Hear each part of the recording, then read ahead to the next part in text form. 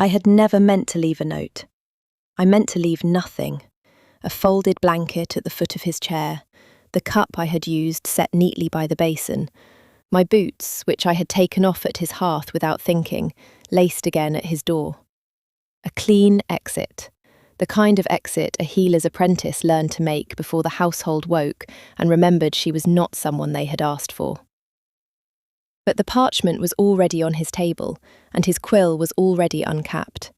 And I was already standing there in the grey hour before dawn, looking at a man asleep in a wooden chair he had no business sleeping in.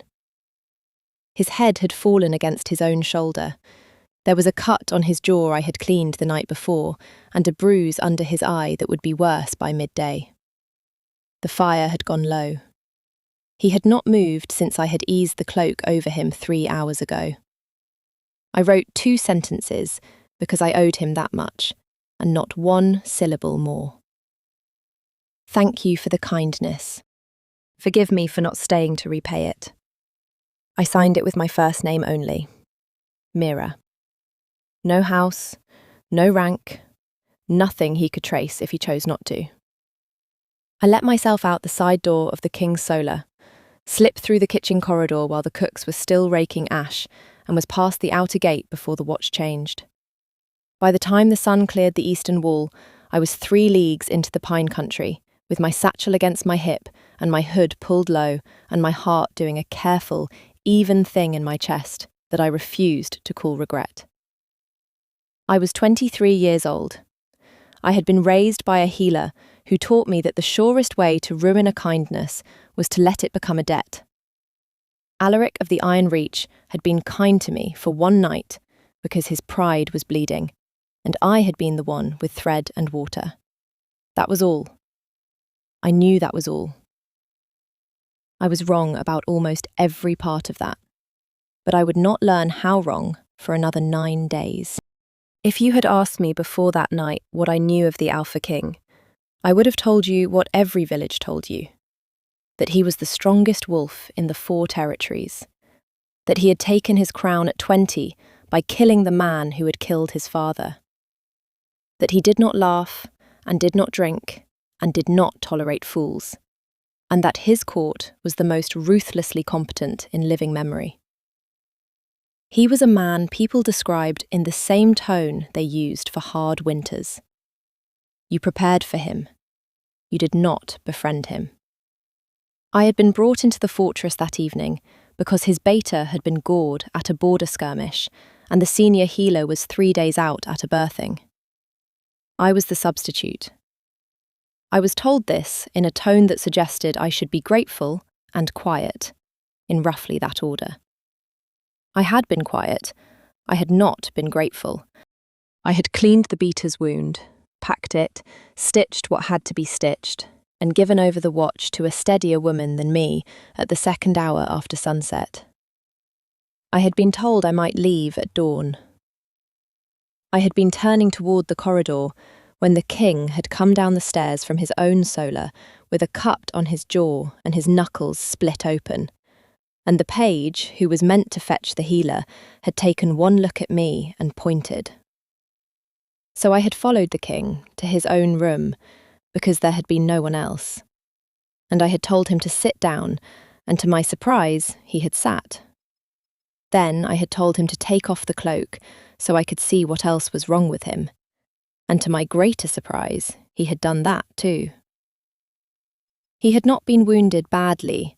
A bruised rib, the cut on his jaw, knuckles that needed cleaning more than stitching. But he had been tired in a way I had not expected from a man people described the way they did. Not weary from the fight. Weary the way some of my old patients had been weary, the ones who had been carrying something for years that no one had thought to take from them. I had cleaned what needed cleaning and bound what needed binding, and somewhere along the way I had said something dry about the state of his knuckles, something to the effect that the wall he had punched had clearly deserved it, and he had made a sound that I realised only afterwards had been a laugh. A short one, a surprised one. He had asked my name. I had given it. He had asked where I had trained. I had told him. He had asked if I was hungry, and I had said no, and he had said, "Liar," very quietly, and a tray had appeared on the side table, bread and cheese and a winter pear cut into careful pieces that he had not cut. I had eaten because I had been hungry, and because it would have been ungracious not to, and because watching the king of the Iron Reach eat slowly across the hearth from me at midnight was a thing my body did not yet know how to refuse. We had spoken, not of important things, of the road from my village, of a book he had been reading, which to my surprise was a book I had also read, of the beater's chances, which I had told him honestly were good. He had listened with the whole of his attention, which was a thing I had never had given to me before, by anyone who outranked my own father. At some point he had fallen asleep in the chair. I had set down my cup. I had pulled his cloak over him because the fire had begun to die, and because I had been raised to do that for any creature in front of any hearth. I had sat in the other chair for what I had told myself would be 1 minute, and when I had next opened my eyes, the room had been grey, and the fire had been ash, and a watch bell had been ringing somewhere very far away. I had written the note. I had left. I had walked all morning and most of the afternoon, and I had reached my aunt's cottage at the edge of the pine country by the time the second moon rose. I had told her nothing useful, only that the beater would mend, only that I had been paid, only that I was tired. I had slept the way I had not slept in a year. I had thought, when I woke, that I had handled it well. I had not yet learned that the king had not slept at all. The first sign came on the 4th day, when a rider in Iron Reach colours stopped at the village green and asked the smith if he had seen a healer's apprentice with a grey hood and a brown satchel pass through. The smith said no. The rider asked politely and left a coin and rode on. The smith told my aunt, who told me, who set down the bowl I was carrying and said something that was not quite a word. The second sign came on the 5th day, when an old woman 3 doors down received a letter from her son, who served in the king's household, and the son had written that the Alpha had not closed his eyes for 3 nights, and the court was beginning to be afraid. The old woman read this aloud in the kitchen of the inn, and several people remarked on it, and I went outside and stood very still in the dooryard for a long time and looked at the eastern road. The third sign came on the 6th day, when my aunt put down the kettle and looked at me across the table and said, "Mira, what did you do?" I told her, exactly. The beater, the cloak, the pear, the note. She listened with her hands folded in her lap. When I had finished, she was quiet for a while. Then she said, "Child, you do not write thank you and forgive me to a man like that and walk out before sunrise unless you know what you are doing. Did you know what you were doing?" I said, "I was being polite." She looked at me with an expression I had only ever seen her wear at deathbeds and the births of difficult children, and she said, "Oh, my sweet girl." I sat with that for the rest of the afternoon. I tried to find the part of me that did not understand. I could not find her. If you have stayed with me this far, stay a little longer. What happened on the 7th day is the part I have told no one outside of this telling, because it does not sound true even to me, and because I have not yet decided what to do with the truth of it. If this is finding you somewhere quiet, you might subscribe and stay for the rest. There is more, and the rest is harder to bear. He came at dusk on the 7th day. He came alone, which is the part the village still does not believe. No guard, no banner, no second horse. Only him, on a black gelding that was not a war horse, in a travelling cloak that was not the one I had pulled over his shoulders that night. He stopped at the edge of the green, where the road forked toward my aunt's cottage, and he sat his horse in the cold light, and he waited. He did not come to the door. He waited to be sent for. That is the detail that undoes me still. My aunt saw him from the kitchen window. She set down the knife she was using and said, very calmly, "Mira, the Alpha King is on the road." I went to the window. I looked. He was exactly where she had said he was. He had taken off his hood. His hair was wet from the fine rain that had been falling since noon. He looked terrible, in a way I had not known a man like him could look. Not weakened, but emptied out. As if the thing that had been keeping him upright had been doing so without rest for a very long time. I went to the door. I put on my cloak. I did not run. I walked down the path through the dripping pines, and I came up to him where his horse was standing, and I stopped 2 paces away, because if I stopped any closer, I was going to do something I had not yet decided to do. He looked down at me. He said, "Mira." He said my name like it was a word he had been saving for a week. I said, "Your Grace?"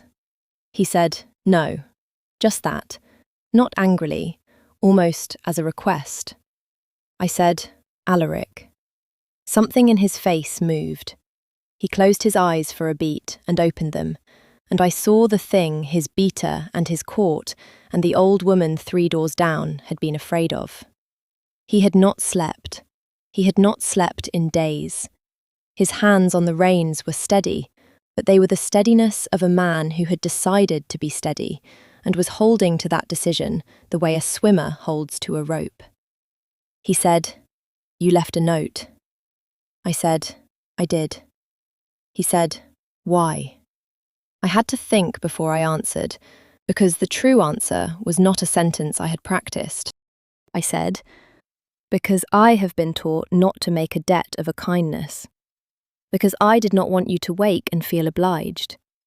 Because I am no one, and you are who you are, and a clean exit was the kindest thing I could give you in return for the pear." He looked at me a long moment. He said, "You are not no one." I said, "Your Grace." He said, "Alaric." I said, "Alaric, you do not know me."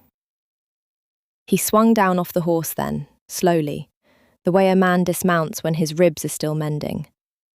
He stood in the road with the rain coming down through the pine needles, and he was 1.5 heads taller than me, and I could see now that he had not changed his shirt since the night I had left, because there was a stain on the cuff from where I had cleaned his knuckles, and the stain was still there. He said, "I have not slept since I read what you wrote." I said, "Why not?"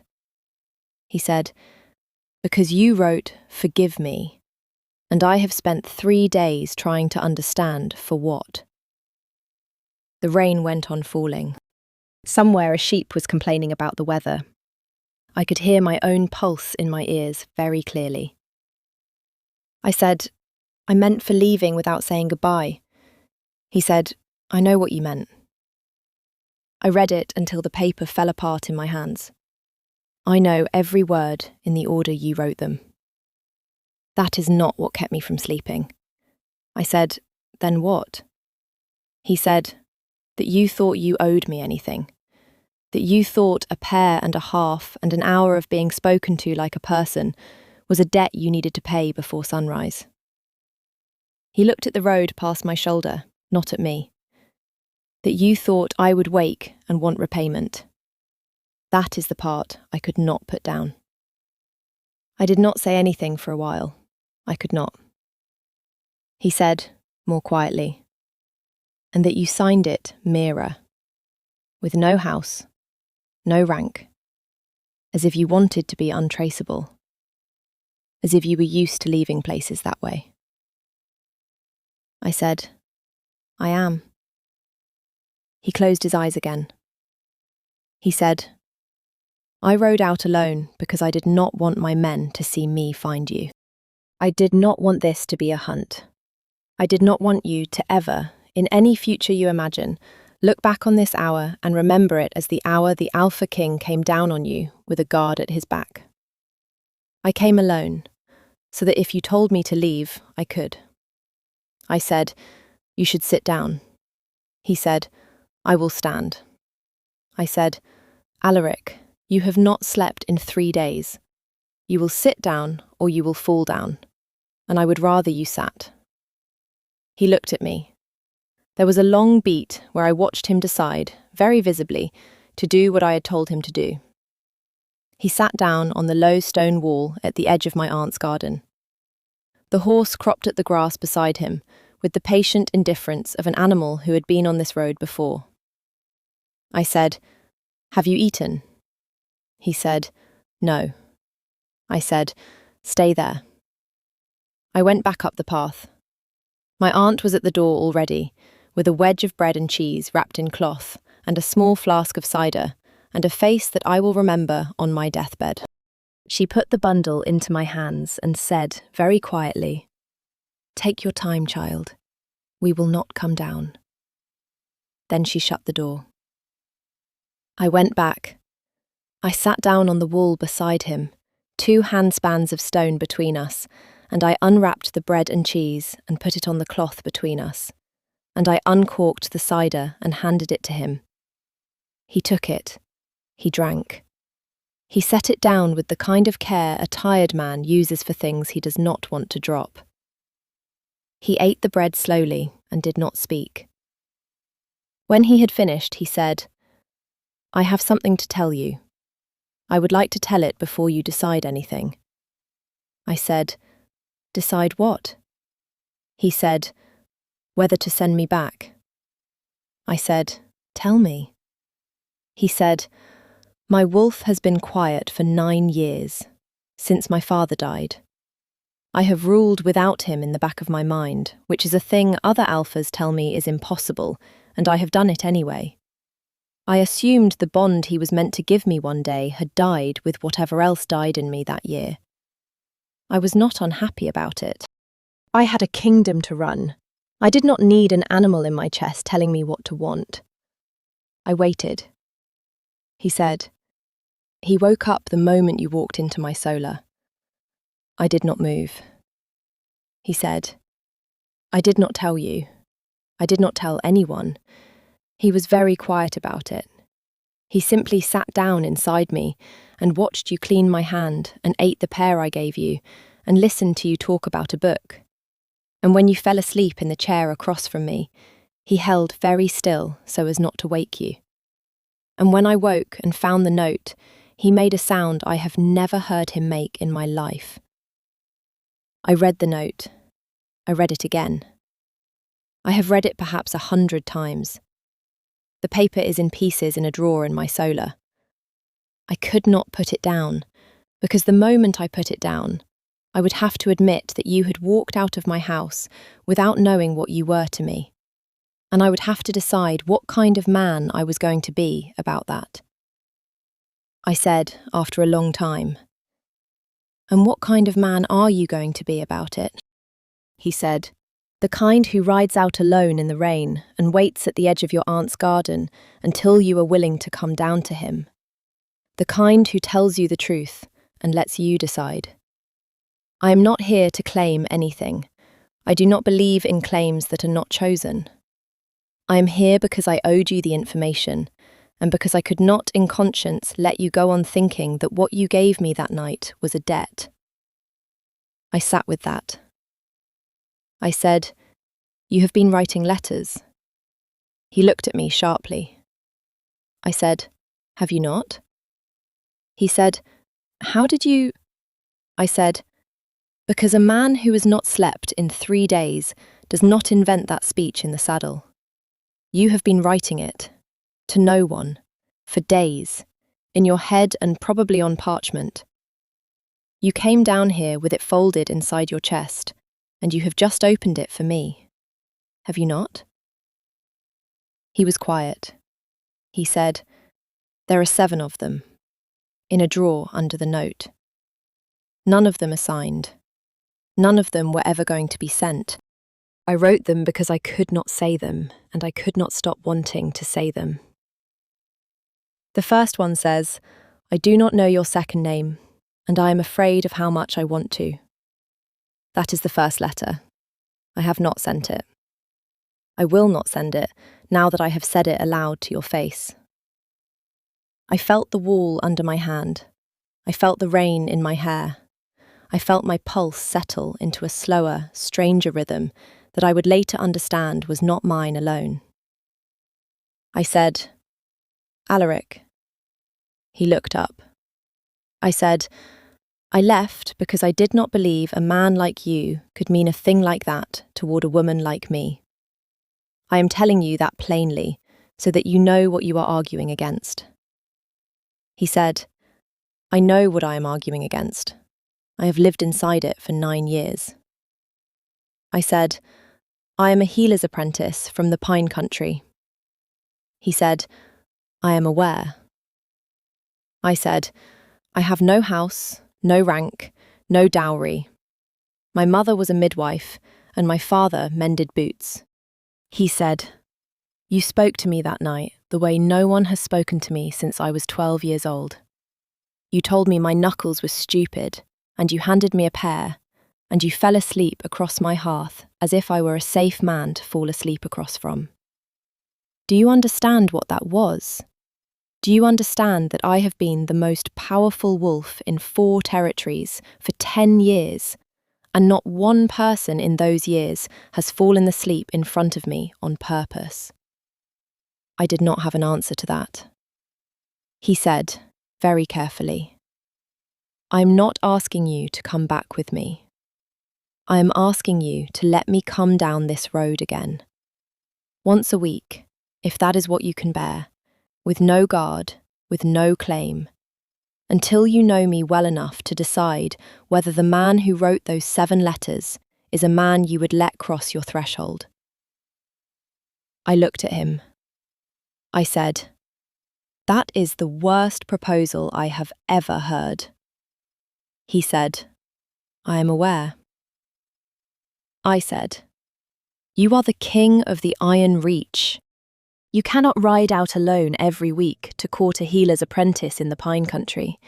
Your court will eat you alive." He said, "Let them try." I said, "Alaric."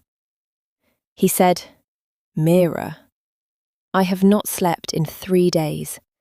I do not care what the court does. I will ride this road every 7th day until you tell me to stop, or until you come with me of your own accord. And if my court has an opinion about it, they may bring that opinion to me directly, and I will hear it from horseback." I started laughing then, because there was nothing else to do. He looked startled. Then he looked something else, relieved, I think, in a way that hurt to watch. I said, "You are ridiculous." He said, "I have been informed." I said, "Eat the rest of that cheese." He ate the rest of the cheese. When he had finished, I said, "You will not ride home tonight. You have not slept. You will fall off the horse, and I will not have the king of the Iron Reach die in a ditch outside my aunt's garden because he was too proud to take a bed. There is a room above the inn. I will walk you there. You will sleep. In the morning you may ride home, and next week you may come back, and we will see what we see." He looked at me for a long moment. He said, "Mira." I said, "Alaric." He said, "Thank you." I said, "Do not thank me for sense." He stood up. He did not sway. The horse lifted its head. We walked together back through the village to the inn, and I spoke to the innkeeper, and a room was found, and I did not go up the stairs with him because I am not the woman who goes up the stairs on the 7th day. I went home to my aunt's cottage, and I did not sleep either, but I did not mind it, because I had spent the evening on a stone wall in the rain, being told the truth by a man who had ridden 100 leagues alone to deliver it. He came back the next week, and the week after. He came in plain clothes, on the same gelding, and he stayed for the afternoon, and we walked the pine paths, or sat in my aunt's kitchen and argued about the book.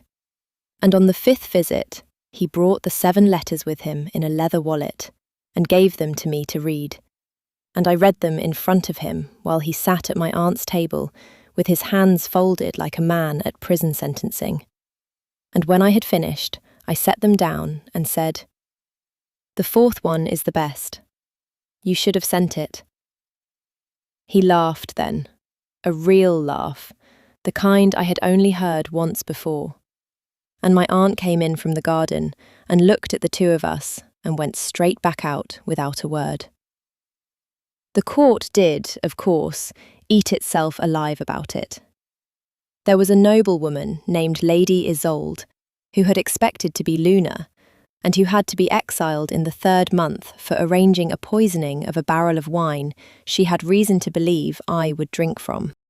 There was the matter of the announcement, which was made at the autumn council in front of every ranking wolf in the 4 territories, where Alaric stood from his throne and walked the length of the hall and took my hand in front of every one of them and said her name to the room.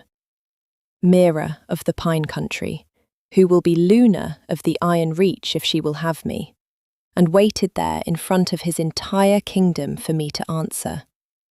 I answered. The room did what rooms do. He did not let go of my hand for the rest of the evening. The kiss, when it came, was not in the hall. It was in the corridor outside his solar 3 nights later, after a fight we had about whether I would be allowed to keep treating villagers in the lower town once I was Luna. I won the fight. He kissed me at the door of the room where he had once fallen asleep in a chair, and I will only say this about it. Something inside me that had been folded up small for 23 years opened. He pulled back and looked at me as if he had just confirmed a thing he had already known for 9 months. And I touched his jaw, where the scar from that first night had healed pale and clean, and he closed his eyes. And I understood at last what his wolf had understood the moment I walked into that solar. We were married before the first snow. A year on, I was sitting in the window of his solar, our solar, though I still caught myself, reading a letter from the old woman 3 doors down from my aunt, who had written to thank me for the midwife I had sent for her granddaughter's birthing. Alaric was at the table behind me, doing something kingly with parchment, and I could feel, without looking, that he was watching me read. He did that. He had not stopped doing that. I said, without turning, "You are staring?" He said, "I am." I said, "Why?" He said, "Because you fell asleep across my hearth 1.5 years ago, and I have not yet recovered." I turned around and looked at him. He looked back at me, the king of the Iron Reach, with his quill in his hand and a piece of parchment in front of him and a face I had taught myself to read. He looked, more than anything else, rested. I said, "Sleeping again, are we?" He said, "Like a man who has been forgiven." I went back to my letter because I did not entirely trust my face. The note, the original 2 sentences I had written in the grey hour before dawn, was framed under glass on the wall above the hearth. He had pieced it back together from the drawer where it had fallen apart. He had not asked my permission to hang it. I had not asked him to take it down. If you have stayed with me to the end of this, and I hope you have, because the end is the part I most wanted to give you, tell me in the comments where you are listening from tonight, and whether you saw any of it coming, because I did not. I did not see 1 minute of it. If you would like to hear the rest of what happened in the Iron Reach that year, the Lady Isolde matter, the council, the snow, stay with this channel. There is more. There is always more. But for tonight, this is where I leave you, with a man asleep behind me at his own table for the first time in a long time, and a piece of paper on the wall, and a name he says like he has been saving it for a week. Mira. He still says it that way. He has not yet stopped.